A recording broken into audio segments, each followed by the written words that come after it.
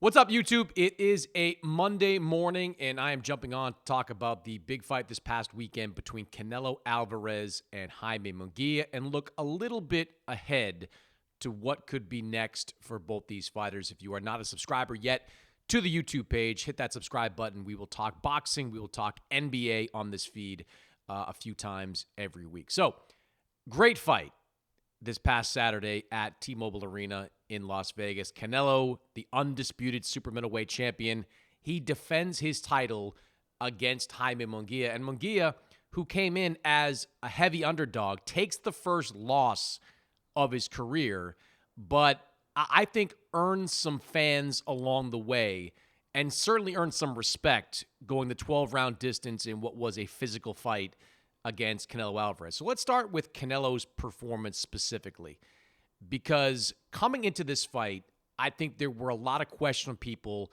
about if this was going to be the fight that we saw Canelo Alvarez look old. He's 33 years old, but he has been a professional boxer for more than half his life, and we have seen signs of him slowing down over the last few years. If you look at the way he's fought in recent fights, offensively, he is not the kind of volume puncher he was early in his career. He's more selective, more judicious with his punches. Defensively, he doesn't slip shots like he used to. He doesn't, step back from shots like he used to.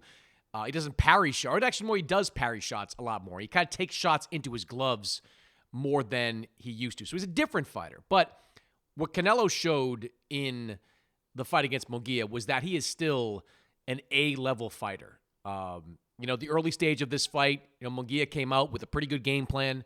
He fought behind a good jab. He threw combinations. You can certainly make the case he won 2 of the first 3 rounds. But we've seen Canelo in the past ease into fights. And then in the 4th round, Munguia left an opening for an uppercut, and Canelo landed an absolute bomb on the chin that really changed the course of the fight. So I thought that was a good performance by Canelo, kind of a B+ level performance by Canelo. I would have liked to seen him go for a stoppage late. There was a moment in the 12th round of this fight that Canelo landed a 3-2 combination with about a minute and a half to go. And after he lands the combination, it kind of looks from watching on replay like Canelo holds Munguia up a little bit. And after Canelo backs off, you can see Munguia bounce back against the ropes and look a little bit out of it while Canelo takes a few steps back and gives Munguia time to recover. Now, how I interpreted that was, look, we know going in, Canelo had an enormous amount of respect for Jaime Munguia. I thought Canelo probably knew in that moment that he could get a stoppage against Munguia, but it had been 11+ rounds. I don't think he went for it because of his respect level for Munguia. I honestly believe that. Canelo will probably never admit as much, but watch that 12th round back. Watch that sequence where he lands the 3-2, allows Munguia to lean on him, and then steps back when Munguia is banging against the ropes and looking like he's out of it. Doesn't go for a knockout in that moment. I think that had a lot to do with the respect he had for Jaime Munguia. So good performance by Canelo Alvarez. And again, a good performance by Jaime Munguia.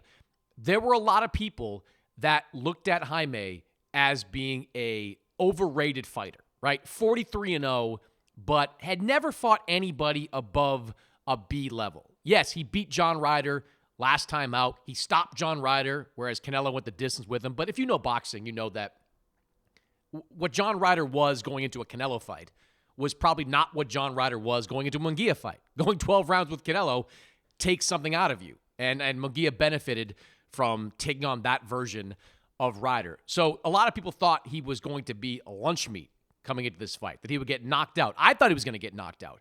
But he goes 12 rounds, and I think he gained a lot from that experience. I mean, Munguia, he and Freddie Roach had the right game plan for this fight. They knew the jab was going to be a great weapon, and the first 3 rounds, Munguia was throwing it. He was throwing it. He just got a little bit lazy in that 4th round and then got tired in the second half of the fight.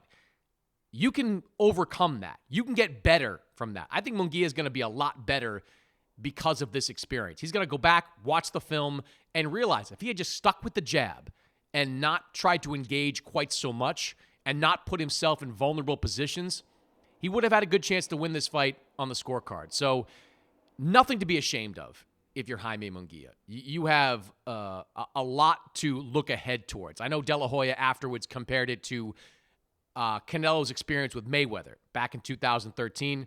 Maybe. We'll see. But either way, I think Munguia is going to be a better fighter from going through this experience against Canelo. Now, as for what's next, the question of David Benavidez is always going to come up. It's not going to be David Benavidez, at least not in 2024.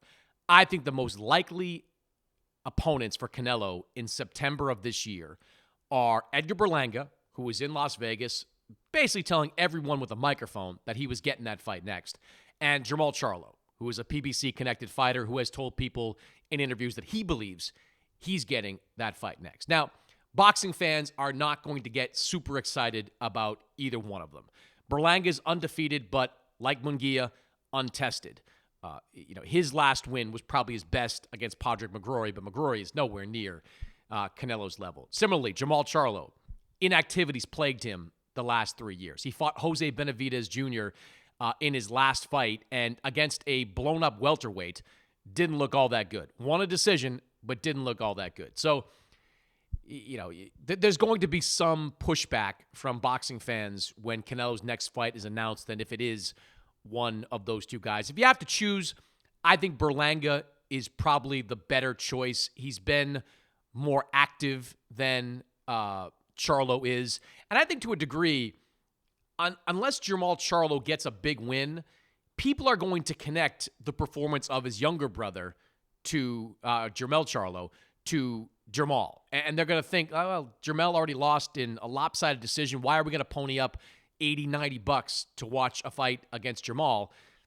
Yeah, fair or unfair, that's kind of how people and consumers are going to look at it. So I think Berlanga, it is what it is. Berlanga is officially the number one contender for Canelo's 168-pound title. He's going to do a lot to sell the fight. Puerto Rico versus Mexico is a natural rivalry. Berlanga is a popular guy, amongst influencers in the community, hip-hop artist, a lot of artists in Puerto Rico. So I think the promotion could be pretty good. What the fight will look like in the ring, who knows? Right now, it looks like even this version of Canelo is probably on a different level than Edgar Berlanga. But I think one of those two guys is the most likely next opponent. As for Munguia, like I said, no reason to hang his head. Get back in the gym in a month, 2 months. Get back in the ring 5, 6 months and get yourself a win. I would imagine Golden Boy sets Munguia up with a comeback type of fight, some kind of gatekeeper at 168. And then you can start talking about all the big names in the super middleweight division. You can start talking about a fight with Caleb Plant, who was in Vegas and is looking for a big fight late in 2024 or early 2025. You can start talking about a fight against Berlanga in 2025. If Berlanga fights Canelo and loses, well, he's going to be looking to get back in the mix next year as well. Christian Mbili is out there at 168. Diego Pacheco is out there at 168. Now that kind of Munguia had his big moment, the kind of moment that Golden Boy was building towards, you can now get him back, get him a win, and start talking about putting him in big fights. And I think Munguia is a draw. I think he's good TV. I don't think it's going to be hard to make a big fight for Jaime Munguia in 2025. So even though he first loss on his resume, I think Munguia is in a great position to get into at least one big fight next year.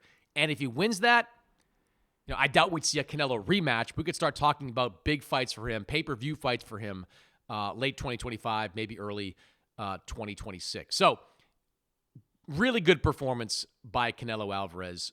Good performance by Jaime Munguia. Excellent fight in Las Vegas, where I thought both these guys came out ahead of where they were coming in. Both these guys had really good performances in Vegas.